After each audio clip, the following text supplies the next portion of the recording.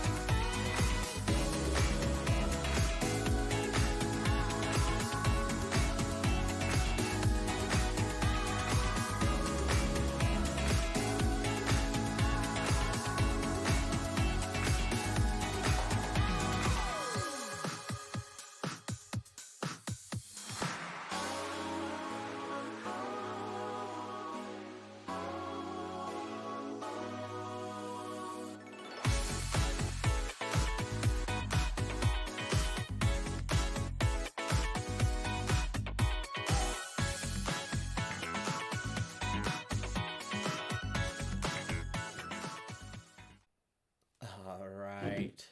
Putting away some of the crap. I came back in the middle of the night and did a little bit of fishing from our mining trip. And what I want to do now is I need to connect up our area where we currently have our villagers to the area that I built the village. Because if you can remember, I tore down all of the savanna houses that were over where you can see in front of me there. And then I built it up over here on the edge of this mangrove swamp and this savanna. I just liked the way it blended in and liked the idea of having a swampy village type, but more like a tropical swampy village type. So we need to connect up where our villagers are there to over here where their houses and beds are, so we can eventually get them over here. So I'm going to continue this path.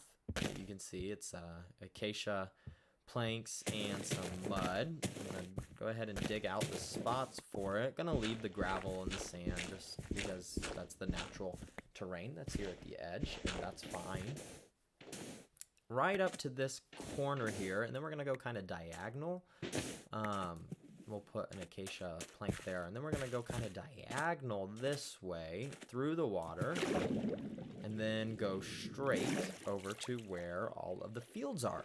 And the reason I want to connect it up is, one, I need to get the villagers over to here, but two, I'm going to leave all of these wheat fields just because it would be a pain in the butt to tear them down, and there's really no reason to get rid of them either. So I'm going to take our resources to build this bridge because I want to follow the same style, and then I'm going to go ahead and build it up. So like I said, yeah, I want to leave all these wheat fields because there's really no reason to get rid of them. That's a lot of work. They've actually came in really handy. Like you can see here, I have 4 mud already made, and then I have 2 mud harvested. So what I can do is, as I've been needing this mud, because I made some packed mud stairs, or I think I did like the walls as the base to the houses that are in the water. So being able to just stop and harvest this wheat has been great for doing that. And I've been wanting to get more villagers. And you can see right there, got a baby villager. I've been wanting to get more villagers. So I'm going to gather my stuff and start building this. Yeah, I'm going to put our acacia fences in at the start. We're going to use acacia planks just like this, giving it a little bit of height to it, starting low, going high. Acacia trapdoors, jungle slabs too. I guess these are technically slabs, not planks. And we're going to leave open parts into it too. You can see I left an open part there at the start. And the reason for that is we will come back through and we will put a fence post, like in this hole right here. We'll put a fence post there. And because we're on the half slab, as we walk over the fence, it's 1.5 blocks tall as its hitbox.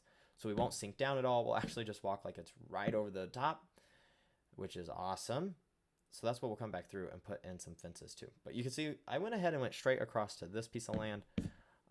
There's another tiny little field over in this area, and it's the area that I kind of used to go back to the mangrove swamp and harvest some mangrove logs. So we're going to leave that. And then we're going to go diagonal over to this direction so that we have one continuous path to it. Working on this diagonal is kind of weird too, because I don't want to make it like a skinny little snake that is not wide enough to actually walk over, or you're falling off the edge into the water the whole time. But I also don't want to just make it a continually thick block of things. I don't want it to be 3 by 3 all the way through. And I also don't want it to be this continual back and forth little S shape. So throwing in these trapdoors helps to break that up. And then going an extra, you can see here we went an extra 1 long before we put in the next one. Gonna put 1 there, and then a fence there, and a fence. We're making it too wide. So we'll put in a slab and a trapdoor. Putting in a slab and a slab, and we finish it off. This trapdoor, I really like them all to face the same direction, so we'll come back there. And now we'll put in some fence posts. So we'll put them in on the edges so that we can just walk over them and not worry about falling in. Currently kind of sticking to this edge, but it looks like this one now needs one. Definitely one there, one there, one there, and one more here. And we don't just want them to be floating over the water, so we'll put in a couple here off the side, making it look like they're holding it up. That got really thin, so we'll put in a couple extra there. We'll put in one more here. Yeah, so now we'll go right off the corner here, build this one up, put it one high, and then if we go diagonal here, we'll put another one up there. Not too worried about my mistakes. It just makes it look like it's extra supported through the water. Put a torch here and there. Put a torch halfway through. I think we need one more. We'll connect these two fence posts with one more and put it there, and then we'll do one right here on the edge. Torch on the tops of this one and those ones, and we've got our nice little bridge done here. Look at that. We'll get rid of this one, be able to walk right over to the village where all the rooms and beds and houses are, and now we just need to go through here and finish this. So we harvest our wheat, we got our packed mud, we'll put in our acacia slabs first. Then we'll come back in. I think I had 6 mud, so I need to leave about 6 empty spaces for our mud. I think that'll do it. 2, 3, 4, 5, 6. I had one extra. We'll put that down. And we're all finished here. Looking great. Guys, that's about all I think I needed to do. I think putting in this was the last thing, so I'm just going to tear down our little villager safety point here and move all my crap over. And there we have it, day 65. We've made it through another 20 days here in the Mangrove Swamp Village. I love the look of this. I wasn't quite sure how it would all turn out, but I love the mixture of jungle logs and mangrove logs, jungle planks and mangrove planks. I think they both have this kind of pinkish, reddish hue to them. Putting all of the barrels on the outside. It's a fishing village. We're living over the water. We got beds in every room. We got plenty of space in them. We have this kind of rickety pathway between them all. Different sizes, different functions. I love it, and I'm honestly shocked at how well the orange goes with this. I thought the orange would be disgusting. Leave all this open room here off the edge for fishing, like a true fishing village. Boats to come up to. Now, that would be pretty cool if instead of just our regular boats, I could somehow manage to make like a little longer style fishing boat, more of like a tree trunk style thing. Would be pretty cool, but I think it looks great. We have our little path, our little bridge over to this area where we used to have our villagers saved up right in there, but we got our donkey posted up there, and then we got all of this wonderful surrounding. Guys, thank you so much for watching, and I'll see you next time.